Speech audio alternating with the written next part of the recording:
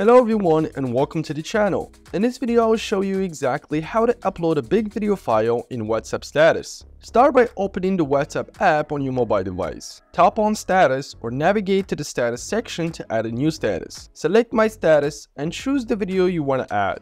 WhatsApp allows only 30 seconds for a status update, regardless of the video length. To add a longer video, open the Google Play Store, search for and download the WhatsApp app on your mobile device. Once it's installed, open the app and tap on to get started. Grant the necessary access permission by tapping on Allow. Tap on Video Status within the app, select the video from your device that you want to add or to your WhatsApp status. After selecting the video, tap on Share to WhatsApp. Choose the WhatsApp option again. WhatsApp will open, tap on My Status and then tap on the arrow to continue. The app will split the video and add it to your WhatsApp story, allowing you to share longer videos as your status. And that's pretty much it. If you guys enjoyed this video, like it and share it, comments or questions down below.